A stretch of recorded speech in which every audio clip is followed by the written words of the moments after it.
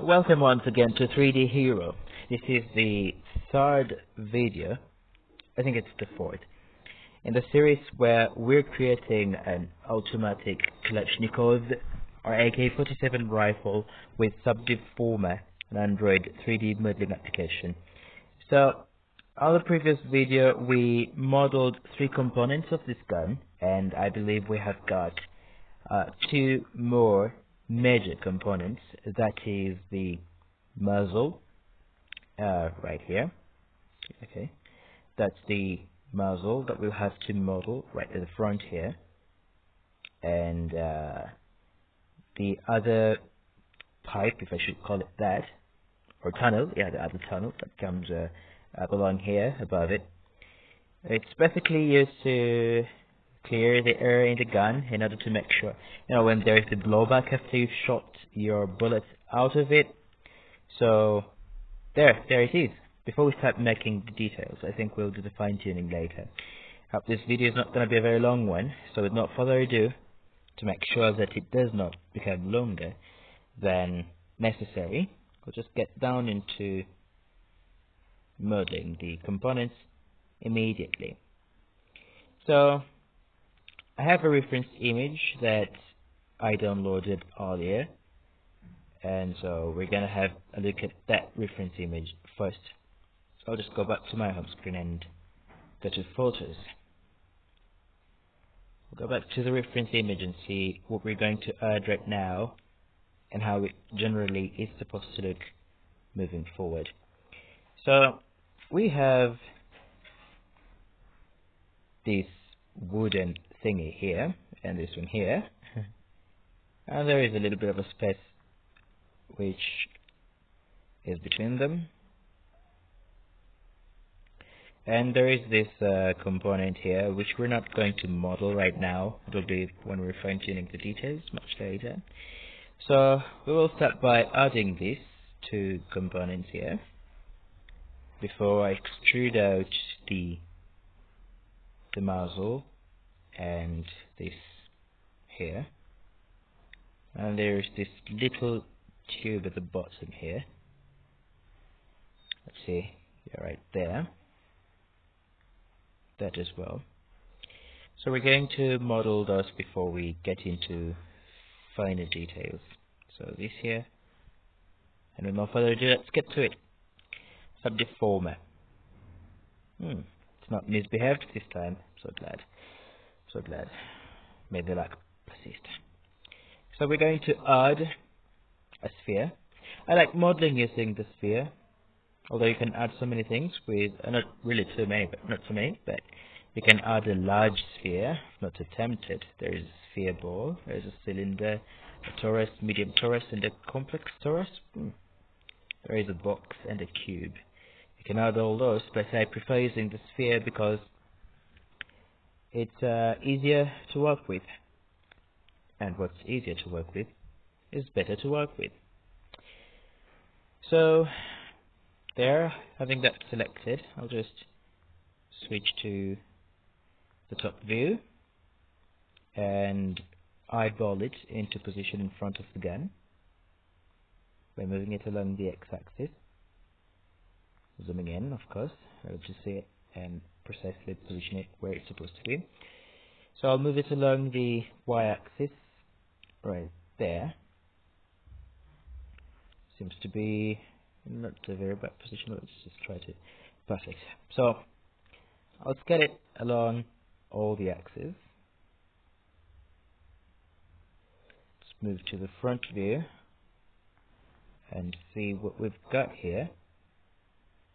I believe it's supposed to look like that, and I believe it's supposed to be a little lower that we can refer from our image much later. So let's shape it into what it really seems to be. So select that front face. I'll move it a little bit along the x-axis. Yeah, right there. Okay, from the front view, let's see how it looks. Oh, sorry. undo that. Oof. Yeah, so select the front face and move it along the x-axis. Since we're working with a shape that we realize is cylindrical, I'll just subdivide the back side in order to make it straight, because we're sure that it's cylindrical. And then I'm going to extrude the face of the front of it just a little bit, right there. Ugh, that looks too long. Really too long. Maybe we don't need to do that right now, so I will just subdivide again. And well, it looks better when it's smaller, it looks more accurate. But that's a little bit of a shortcut talk. So I'm just going to save my progress again, and we will look at the reference image before we progress much further. Although we're sure it's basically generally cylindrical, but we have to make sure that some degree of accuracy is achieved before we move forward. Yeah, it is cylindrical and all the portions of it are straight. So what we're going to do here is to realize that there is this section of it that goes down, which makes me believe that it's, yeah, the top of it is flat. It looks flat, and then the sides of it are flat, although it's got a curvature at the bottom, and then it becomes bigger going down towards the back where it gets attached to the metal component. So we're going to try to fine-tune that a little bit before moving forward. So I'll select this face here, the face closest to the metal component, and I'm just going to transform and move it along the axis a little bit, but let's just turn it to this kind of projection and then zoom in and move it down. Oof. Okay, so I'll have to undo that. Select this first, but before we do that, there is a problem we're experiencing here. It's not really so much of a problem as a challenge. So I'm just going to select this face and that face, the face above it. Select strip. I think we should subdivide. No, we should not. I think we should split, so I'm just going to select this face and the one above it, right there. Select the entire strip and go all the way down and split it. And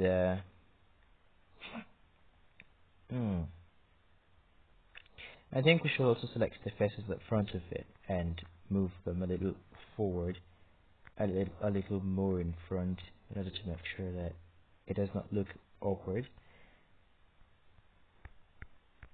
or unproportional. So I'll just move it along the x-axis, move it forward a little bit. The selection is lost. I'm just gonna move it a little bit forward along the x-axis.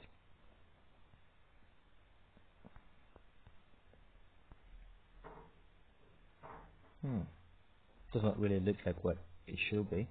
Getting to the reference image if I can remember better. I mean, if I can remember clearly. So just gonna select this face and the ring around it and move it along the x-axis a little bit, just a little bit, right there. So I moved that forward, and because I believe that it's supposed to be there, and I just want to make sure that we have got all the proportions right and some details, and as far as we're working with some minor details that we can fine-tune later. I just want to make the work a little easier, so I'll just select this strip again and split it. Let's see what happens if we work without splitting it first. So I'll select the face at the bottom section.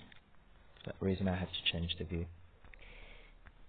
So there we go. Transform, move along the z-axis.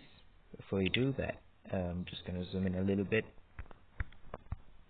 Like in order to move anything, you have to deselect. If you want to zoom, because if you don't deselect, this is what happens. It just confuses everything. It deforms your object. So I'm just gonna undo that and select it once again, and this is a good zoom. And so we will transform it by moving it along the z-axis. Yeah. What I was trying to avoid is just exactly what seems to be happening to us right now. So we will have to undo that, and again I'll have to select a strip around this muzzle section and split it in order to make sure that we do not have that abnormality forming around it. So I'll just split it instead of subdividing. It's fairer that way. And I'll select two faces instead of one, unlike I had done previously. Just cancel that. So I'll select this face here and that little face there, and then I will turn around to this view. And so you would realize that if I go to transform and move it along the z-axis, something else will, so that's what happens. Yeah, right there. Not sure if I've moved it way too far, but we're going to save our progress right now and have a look at the reference image. So here is the reference image we've got earlier. So it does not move way too far below, like I have moved it. Actually mine looks weird. Not too weird, but it just does not look right. So I've got to work on that right now. So let's have a look at what we've got here.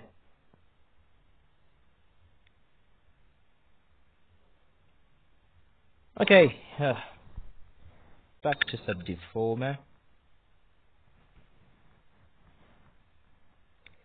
So there is something I've realized here, which is this section, not that, but this section is not as it's not as big as it is from the reference image. So that has got to be corrected right now. What I will do right now is to select this strip and scale it along the z-axis. It's far much faster than moving it. I mean, it's even better. Oh, no, not the z-axis, sorry. I'm gonna select it along the x-axis, so I'm just gonna select the strip again and then size it along the, scale it along the x-axis, which in this case is along the back and forward. No, right there. So we'll move it back along the x-axis. There's this weird crease that's forming. Gonna work on that later. That crease, that one you noticed. So that means that what we're going to do is to select a few more faces and move them forward to make sure we do not have that weird crease, which makes it look like a okay.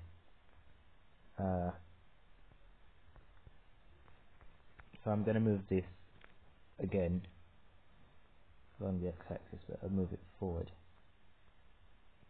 Good, at least it seems to be working out well for us for now. So now one more thing that we will be sorting out right now before we move to modeling the component above it is to check the proportion, because we have to make sure that it's really accurate.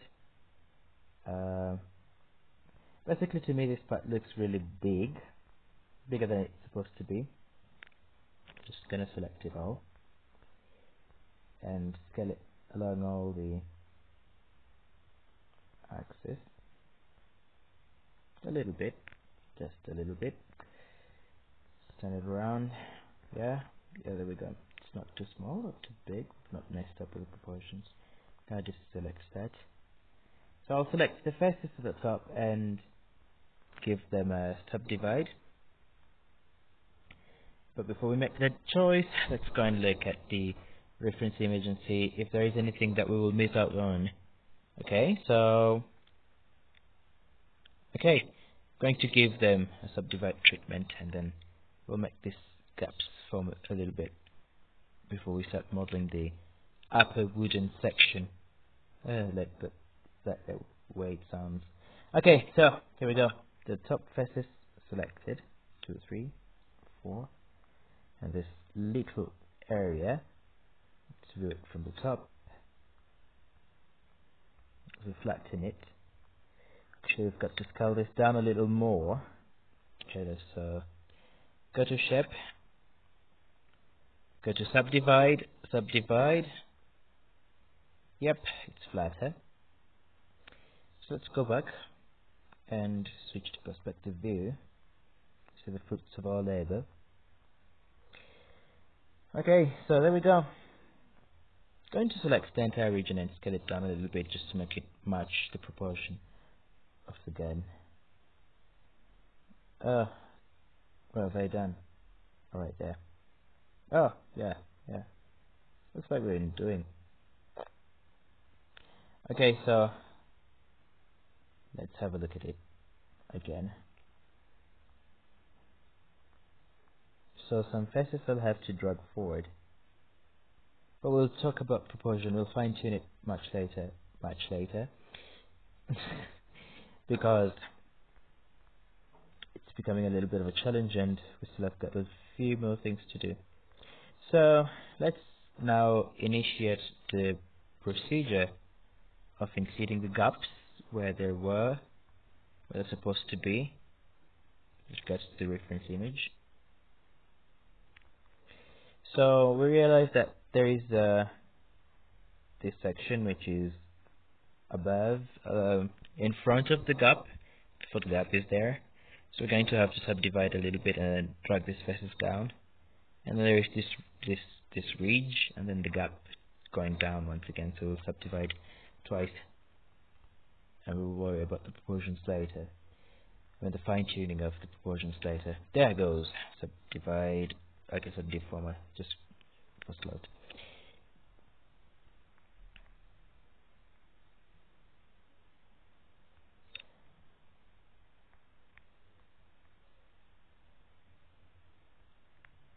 Okay, so we will subdivide. Select this and select the face down below, and select subscript split to select everything around it. Shape and subdivide. This function really looks weird right now, so let's see what happened.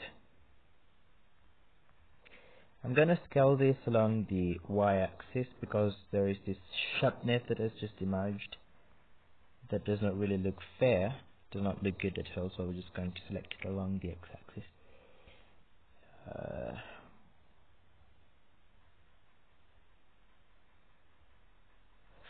I'll also move it forward along the x-axis,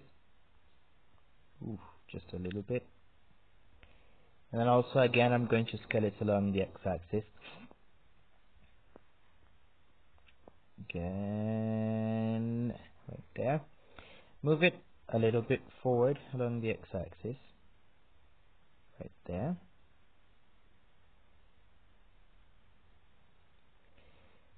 Okay, so let's deselect those faces. Select these two.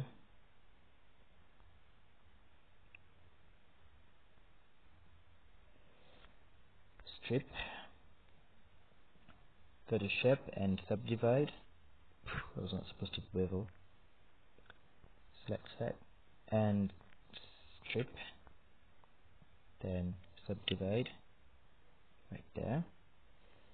We'll scale it again along the y-axis. X-axis I meant. Right there. Right there. Fantastic. Okay, fantastic. So deselect the entire strip, and now we will try to form the two ridges right in front of the two gaps. Well, that's nothing to say. Okay, something weird is going on here, so we're just going to select a few faces and move them back. Alternatively, I will select the faces at the front and move them forward. Okay, tap that and increase. Right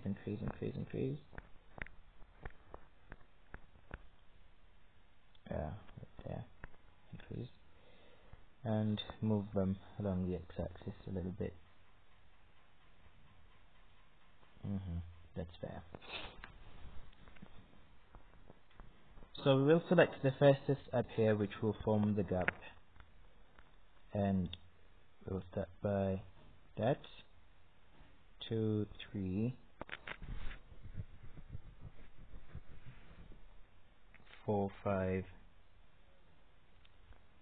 6. Oh, sorry, not that.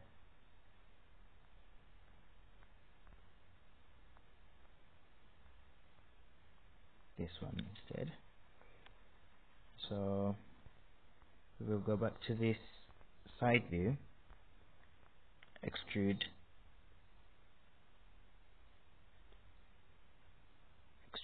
Whew. Okay, then we're gonna move this along the okay, let's subdivide to make it flat at the top. Okay, we'll subdivide later. Okay, so we're gonna move them down, all of them down,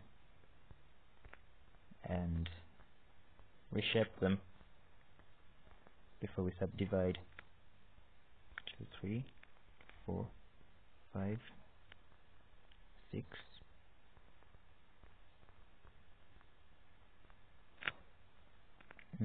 Transform, move along the z-axis. Right there. And subdivide. It looks a bit weird right now, especially at the front. We can find something else to do about that.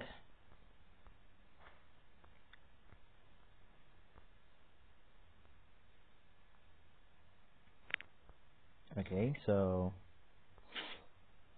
what to do about that is select all the faces and start working on the part that is really more worrying and concerning as regards to proportion.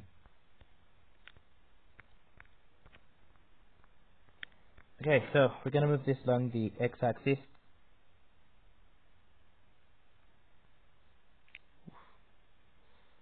Right there. Weird. Let's move it closer for better vision and precision modeling. So again, let's move it right there. Realize that there is this curvature that's right above it, right there. We're going to change it. We will align along the z-axis, and then I'll move it backwards a little bit. Oh, okay.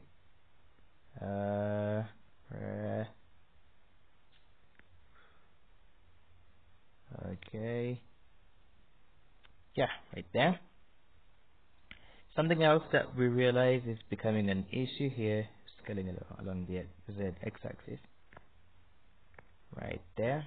Then we'll move it forward a little bit. Oops. Right there. Seems fantastic. Fantastic. Okay, so this video has been going on for the last 24 minutes and it's becoming very long. I'll have to save my progress before Subdivformer starts to misbehave. I will get back to it and align the other faces. Then the upper component we will model later. So select that, tap increase, go to this view, side view, and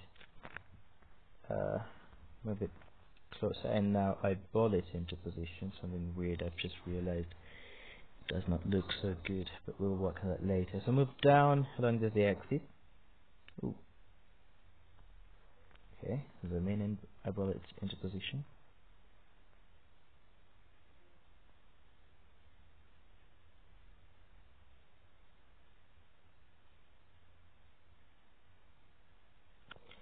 That seems to be like it.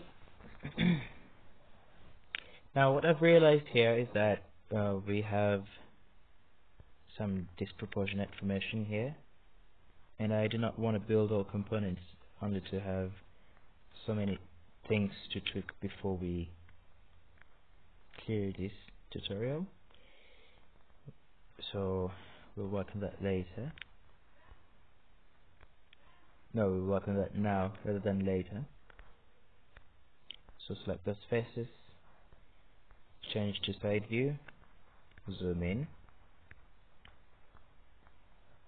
and eyeball it along the z-axis